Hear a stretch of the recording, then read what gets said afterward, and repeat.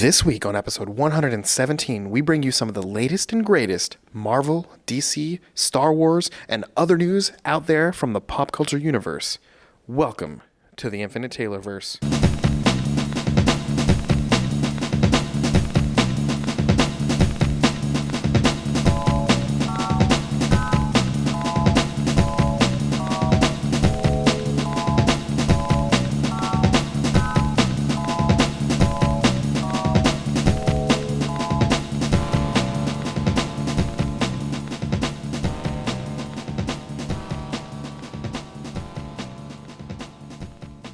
Warning. Red alert. Ay, ay, ay, ay, ay! Danger, Will Robinson. Danger! That's the emergency alert. This episode is full of spoilers for some of the latest and greatest nerdy movies and shows. Spoilers. Listener discretion is advised. What's up, everybody? Welcome to the Infinite Taylorverse podcast. I'm Billy Taylor. And I'm Taylor Oxner. And this week, there's not a whole lot going on, so we're just coming to bring you the new news and things going on out there in the very vast pop culture universe with a quick little short and sweet episode. But before we do all that, you guys know the drill. Taylor, what have you been nerding out about this week, man? This week, and apologize to listeners if I sound a little stuffy. I got a little cold. But this week, I've been geeking out completely on, drumroll, The Good, Bad, and the Ugly. Have you ever seen it? Yeah. So I've never actually seen it, and it's kind of weird. It's one of those holes in your pop culture. You know what I mean? Yeah. Like how everybody has those certain holes. Yep. Well, mine has been the Rocky movies, and then I watched all the way through Creed 1. I got to go get Creed 2 so I can watch that before the third one comes out. But The Good, Bad, and the Ugly was next on my shuffle, and I was like, I'll watch it finally, and really enjoyed it. That's awesome. Yeah, I've seen it, but I haven't seen that one since I was way younger, so that maybe I should pull that one out soon, too. It's very... I know Western movies are violent, but it's, like, really violent. Yeah. Like, I was watching it just being like, wow, okay. It's just really funny that you can just pull a gun out and shoot somebody, and everybody's like, yeah, that happens. Just another day. Yeah, Westerns are funny like that. It's funny, growing up, I wasn't the biggest fan of Westerns, but the older I get, I think maybe I'm just transforming into one of my grandpas or something, but suddenly I'm really enjoying Westerns as I see them. Yeah, I watched the movie Bat 21 recently, and it's like a war movie, and I never really liked war movies, but recently, like the past 3 or 4 of them that I've watched, I've really enjoyed, so maybe I'm just grown into it. I don't know. Yeah. Well, for me, my nerding out is going to come as a shock to everyone, but the new Legend of Zelda Tears of the Kingdom has been out for 6 full days now, and I am loving every second of this thing.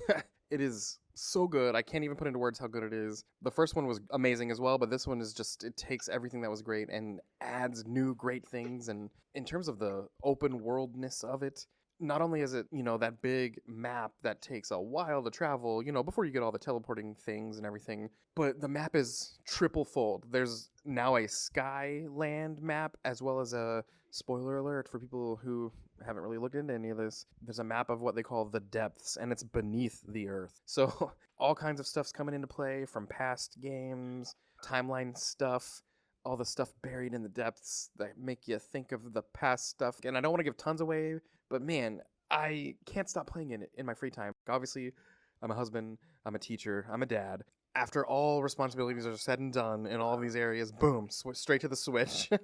And I can't stop. I think I even dreamed about it last night. It's crazy. It's like Zelda games, though. It's like, if you're going to play the Zelda game, you might as well be an animal for a couple of weeks. Yeah. But I highly recommend it. 11 out of 10 stars. It's, man, so good. Go get it. Go play it. It's worth every penny. And I know once I'm done, there'll be some cool off time, and then I'll probably want to play it again. Awesome. Well, hey, let's just jump into the news. There's not tons going on, but here's what we've got for you. Over in the Marvel side of things, well, as of us recording this, Ant-Man and the Wasp: Quantumania is now on Disney+. So anyone that's been waiting, didn't want to go to the theater, didn't want to necessarily buy it, you can now stream it on Disney+. And I'm excited to do that with my family. We haven't watched it as a family yet, so that's happening this week.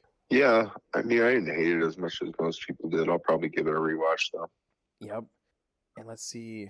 on June the 2nd, Spider-Man Across the Spider-Verse Part 1 comes out, and we are very close to that. That's about 2 weeks away, and I did not realize how close we were to that until I saw it on a trailer the other day. Like, oh man, June 2nd is just around the corner, so I'm super excited for that one. Yeah.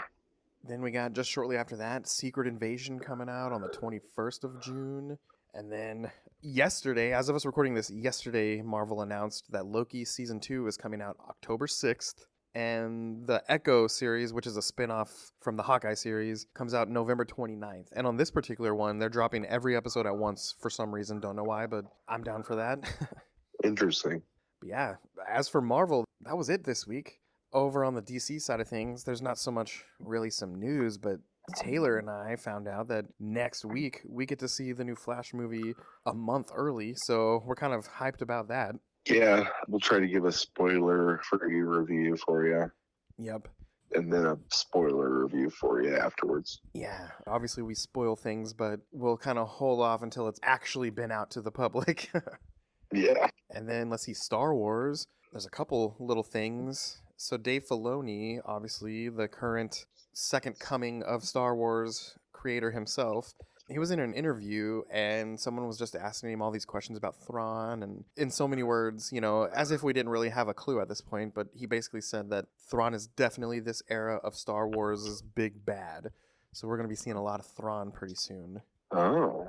So is that with the new trilogy? I don't think it would be part of the new trilogy because that's the future of this time period. Okay. His time period's more post-Clone Wars, post-Return of the Jedi time frame. Post-Return of the Jedi? Yeah, because Mandalorian takes place right after Return of the Jedi, but before the sequel movies with Rey and Finn and all those guys. Yeah, which they're doing a movie with Rey, correct? Yeah, there's going to be the beginning of a new trilogy, and it's going to be, I think I read 15 years after The Rise of Skywalker, and it's going to be starring Rey and all those characters again. It sounds like she's going to be trying to rebuild the Jedi Order or whatever. Yeah, you know what? I feel like those movies get a really bad rap. Yeah, I feel the same way. For some reason, people just are hating on them all the time, and I enjoyed every single one of them. That's probably just more because I'm kind of one of those people that, I don't know, I'm just along for the ride, and I'm happy these things exist. Yeah. It kind of reminds me of how people treated the prequels Yeah. when they came out. Remember? People were like, oh, they're so bad, all of them. And now all of a sudden those kids are grown up and those movies are loved. Yeah, I feel like it'll be the same thing. Yeah, I do too. I really do. I mean, to be fair, those sequel trilogies have some of the greatest visuals of any Star Wars movies. Yep. So, I'm the same way with movie remakes. I don't mind when movies are remade because it doesn't affect the original that we love. It really doesn't. All these, yeah. all these Disney remakes, a lot of people are like, oh, they're ruining my childhood. I'm like, well, I mean, this movie might suck as big as it could possibly suck, but that movie that you loved is completely intact and still exists. Yeah. That's like one of those things, like that's that too. It's, that thing's still there, right? Like it's not, people act like they're, and they really do. They say it's their childhood. It's theirs, but it's not. It's everyone's. And you have a specific taste of what you like as an enjoyer of that piece of media, and that's fine. Yep. That's good. But that doesn't mean that everyone is the same as you. Yeah. There's been some remakes that I've loved, and there's been some remakes that I didn't quite love so much. But it did not affect the original whatsoever. Yeah, no, not at all. And this is going to be blasphemy to many people, but as much as my favorite movie of all time is the Back to the Future trilogy, that movie is sacred to me. If they remade it or added to it, I would not mind one bit. If it turned out to be amazing, I would lose my mind at how amazing it is. And if it turned out to god-awful suck, I still have the original trilogy. Yeah. Exactly. I mean, we watched, I don't know, it's not even recently anymore. It's been like a year or so. But have you ever heard of the movie Flatliners? I feel like I've heard that title, but I could not tell you what it's about. It's, who's the guy from 24? What's his name? Kiefer Sutherland? Kiefer Sutherland, yeah. And him and a couple of people, basically what they're doing is they're flatlining and then reviving them at the end so that they get that rush and see all this crazy stuff and whatnot. And it's just a remake of it. and the remake was very bad. Yeah. Very bad. But the old one's still there to watch, and it's still enjoyable. So just ignore it then. Yep. Oh, and to jump back over into Star Wars, a leak kind of came out, and with these things, you take it with a grain of salt. May be true, may not be true, but it sounds like the culminating Dave Filoni era movie that's going to kind of combine everything from Mandalorian to Book of Boba Fett to all these other things he's got his hands in right now. It's going to culminate to one big movie at some point. Well, it sounds like the title of the movie is going to be called Star Wars Heir to the Empire. And if that's true, there's no doubt in my mind that it's going to be all about those guys teaming up to deal with Thrawn. Yeah. Because obviously that famous book called Heir to the Empire is about Thrawn. So Yeah. I wonder if Prince Shiza will be in there too. I don't know. But man, I'm nerd spoiled and I'm ready for all this to come out now. Yeah. One last Star Wars thing. So we know this Star Wars Skeleton Crew show is coming out pretty soon, but they just announced that one of the stars of this is going to be portrayed by Jaleel White, aka Steve Urkel. So that actor is going to be one of the main characters in this upcoming show, and I'm excited to see that. I loved that guy back in the day. Yeah. Didn't he really hate being Urkel for the longest time? Didn't he do the same thing like Tom Welling did, where he was not about it and he just came around to it in the last few years? I think so. Once he became an adult, he kind of was, I don't want to be Urkel for the rest of my life. But yeah, kind of like you said with Tom Welling, or even with William Shatner, as big of a role as Captain Kirk was, these guys. Oh yeah, I forgot. Yeah, these guys eventually kind of come around to it. Like, wow, I shouldn't be upset if this is all I'm ever known as. So be it. These were awesome roles. Well, yeah, that's like how Patrick Stewart was in the first season of Star Trek: The Next Generation. First 2 seasons, maybe. Yeah. I just remember him being like, "This is crazy that I'm a Shakespearean actor and I'm saying all this crazy stuff." Yeah. Well, a few more things elsewhere out in the pop culture universe. Doctor Who fans, we finally got more than a teaser for these upcoming 60th anniversary episodes with David Tennant and a bunch of the old gang coming back. So if you're interested in that kind of thing, go to YouTube and type in the Doctor Who 60th anniversary trailer, and it is very awesome. I know as a fan of these shows, seeing that trailer has got me chomping at the bit for some Doctor Who, because nothing to do with casting, nothing to do with any of that stuff. It was under new leadership for quite a while, and it hasn't been the same. Again, I haven't hated it, but I haven't loved it. Just like, oh man, loved it. But seeing this trailer, knowing that it's headed back up by Russell T Davies and the people back when this started back up recently, I'm just so excited to see how this turns out. That's awesome. I still am so far away from catching up to anything Doctor Who, but I kind of still in the David Tennant season. So, yeah. So, I mean, I'm so far away from that. But, I remember some rumblings about Doctor Who kind of being different after they did the old guy, correct? Yeah.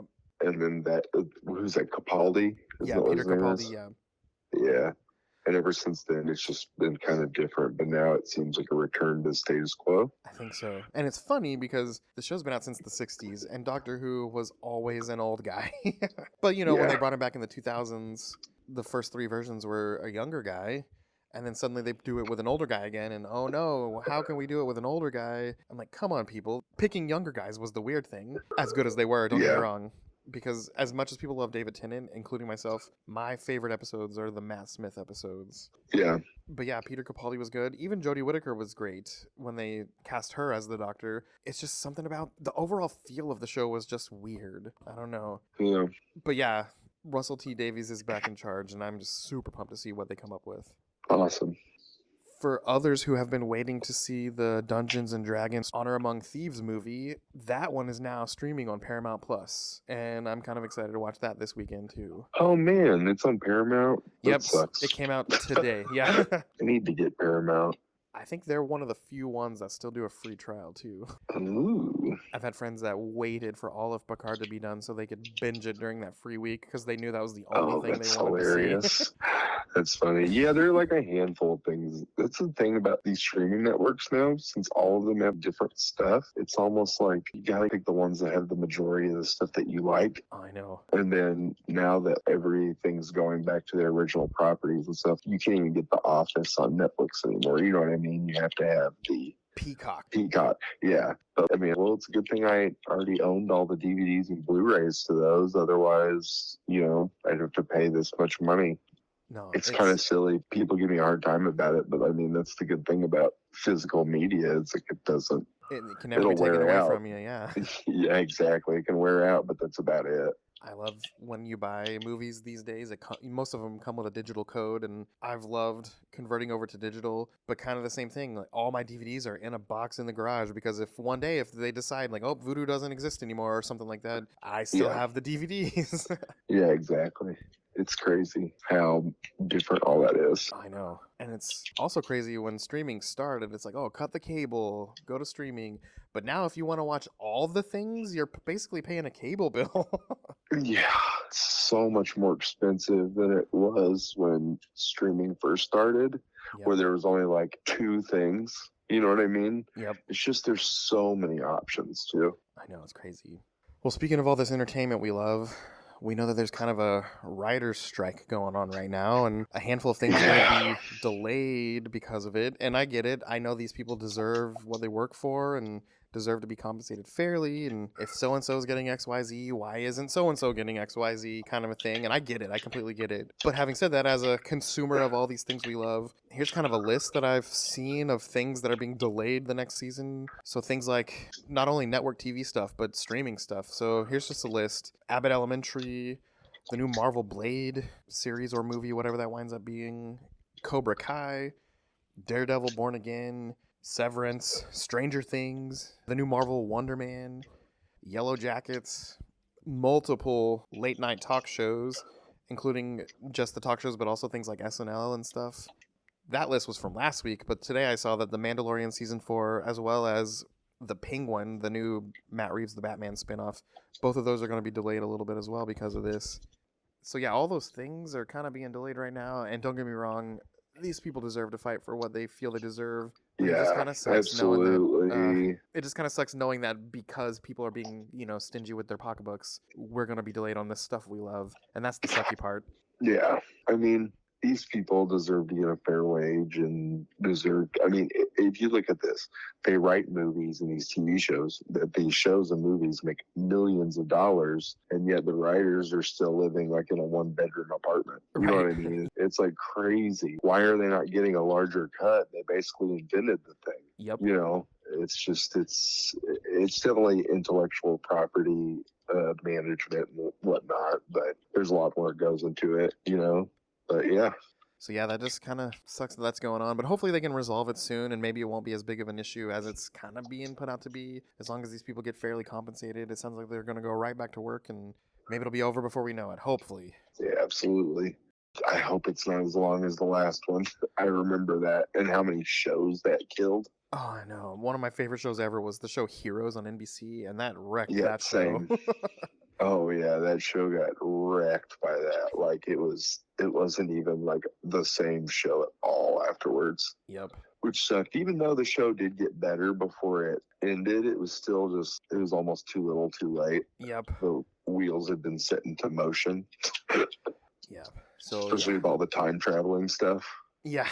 And again, like, I am a sucker for time travel. So when they finished it up and canceled everything, I was so bummed out. Yeah. Yeah. That's all the pop culture news. Speaking of local things, it sounds like the Comic Coffee House is going to be doing a Game of Thrones trivia. They're going to be making up the canceled trivia sometime in June, so stay tuned for a little bit of news about that. And otherwise, that's about all the news for the week. Keep listening, stay tuned to us. I'm sure we'll be having some live shows at the arcade this summer, maybe sooner than you think, maybe a few times coming up soon, but there's some cons that we'll be hopefully seeing folks at and all that good stuff. But as for us over here at the Taylorverse, I've been Billy Taylor. And I'm Taylor Rockster. And come back next week and see what's going on, and let's have a good time. Heck yeah. Bye. Bye.